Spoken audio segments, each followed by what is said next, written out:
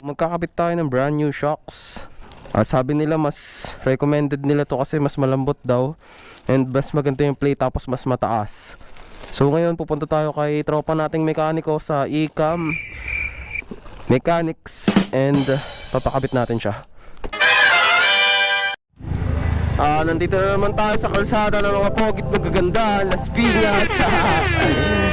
Pogi nito. So ayun nga, pinakita ko na sa inyo yung ikakapit natin ngayon, ZZ shocks galing sa Shopee. Sabihin mo lang, salamat Shopee! And ayun, ang dami kasi nagre-recommend na yun daw yung maganda, mura na, quality, affordable. Lahat na pwede mong sabihin dun sa ZZ shocks na yun para sa Rusi Classic 250. 1K yung price niya, nakuha ko siya ng 919 lang. Titignan natin kung gaano kaganda yung play, kung gaano kataas, and kung paano maglaro. Ayun na nga yung play no. And kita-kita na lang tayo doon na Carlo sa Ecam. Babush!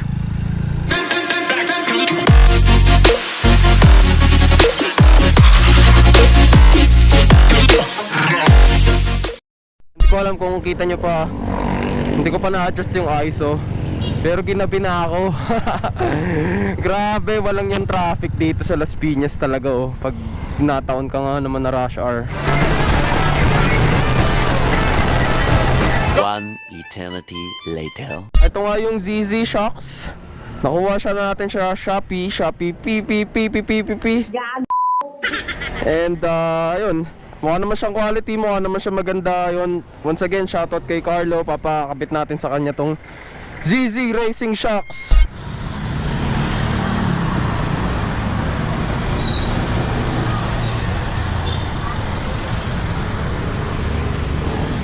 So yan mga ma'am sir, tanggal lang ng mga screws and bolts.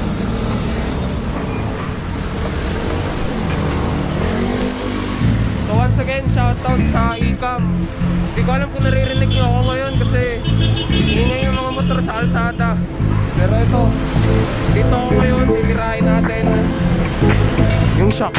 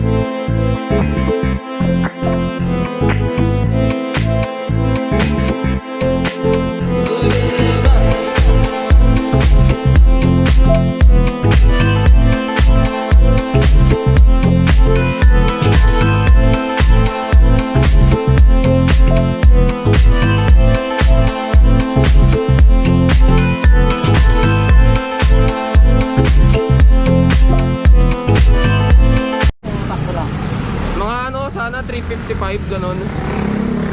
So yan mga ma'am sir, adjust na ni Carlo. Sagad muna tol, tas bawasan mo na 10 ganon. Kasi 360 yung pinakamataas niyan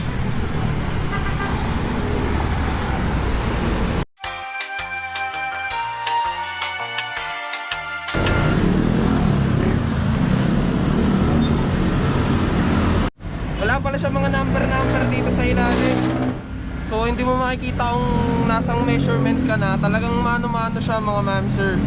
Yun siguro isang downside na nakikita ko dito sa shocks na to. Kasi yung iba di ba may number para makikita mo kung gaano ka nakalayo or gaano yung measurement. Pero ayan, magaling naman si Carlo. Babawasan niya na 10. So bale from 340 yung stock, gagawin natin siya 350 mga ma'am. Tapos tol, kailangan ko bang dalagin tala yung adjuster na yun o kahit hindi na? Kahit hindi na. Kahit hindi na. Kapatagyan namin yung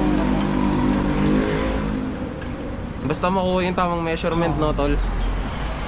Tansyahan talaga dun sa pagka-adjust ng shocks. Kasi kailangan sabay sila. Siyempre, hindi naman pwedeng mas mataas yung isa kumpara dun sa isa kasi hindi magiging even yung play nila. So yan, trabaho ni Mechanic Carlo yung shocks natin, mga mancer. Ganda naman no? Parang reflectorize. Parang pag tinamaan ng ilaw nila, itong dalawang orange na to, ayun, parang reflector siya, ganun.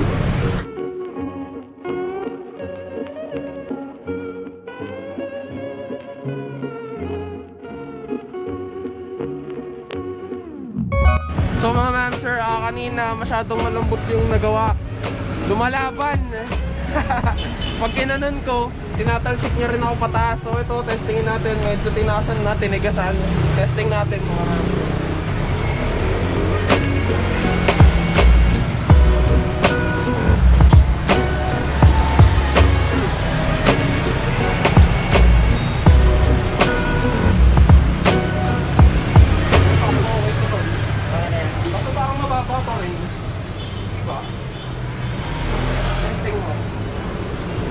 Parang naman nagkailaban pa rin.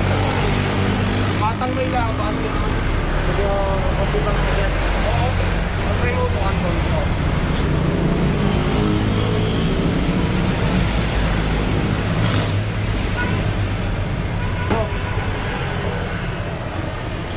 May laban, no? Batang may laban. Center ko to.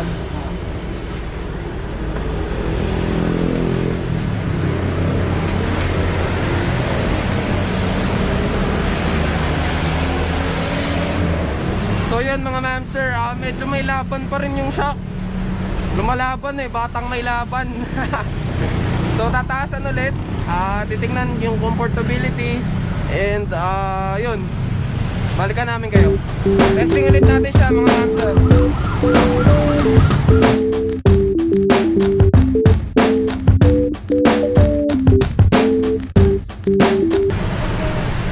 So mga ma'am sir, nakuha na namin yung tamang timpla na to. Nakuha na namin yung tamang height para sa akin. Gusto ko kasi medyo mataas siya ng konti kaysa sa stock kasi mas sanay akong parang naka half toe palagi, naka ganun. So ayun na, siguro dito ko natatapusin yung vlog natin mga ma'am sir. Gagawa na lang ako ng hindi, mamaya na pala, sa daan na lang. Excited no?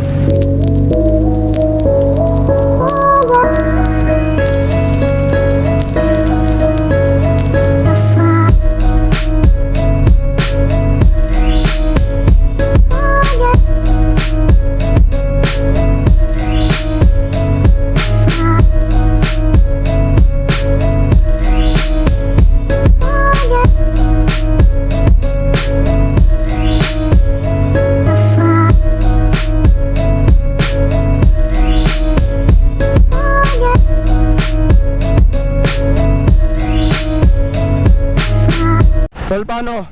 Thank you. So ayan mga ma'am sir, naabit na ni Mechanic Carlo yung shocks natin. Ganda, promise.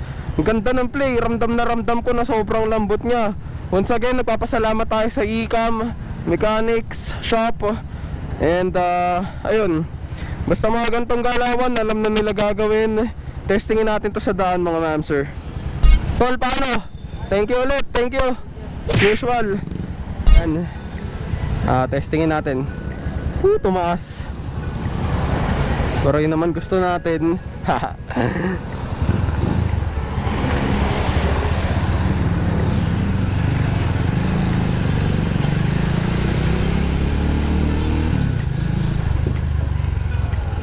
Ramdam na ramdam ko yung play ng shocks mga ma'am sir. Grabe, ang ganda. Tuwan-tuwa ako. Again, 919 pesos lang to sa Shopee. 919 pesos, pero ganun yung...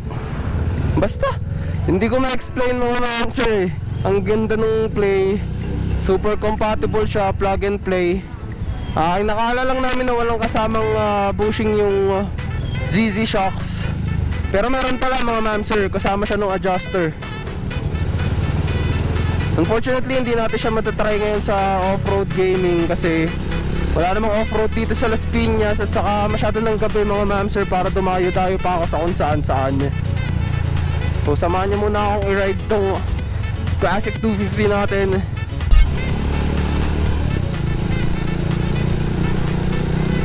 Hindi ako makapaniwalang 919 pesos lang siya kasi ang ganda ng play niya, promise. Once again, 927 something or 1k pala, 1k 1k yung presyo niya sa Shopee. Doon ko na lang in order kasi mabilis naman yung shipping.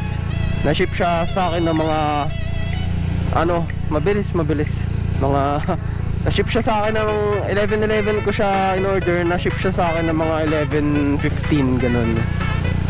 So okay lang, worth it naman yung pag-aantay kasi yung ganda. Tontuwa ako, promise.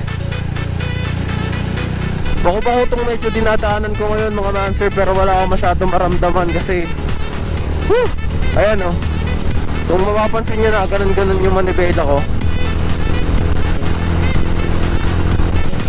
Ang ganda, napakalaking improvement. Maliit na bagay pero napakalaki ng impact.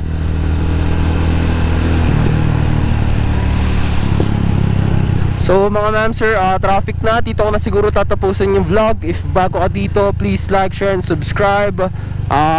Paki-like na rin po ng Facebook page natin, Automatic.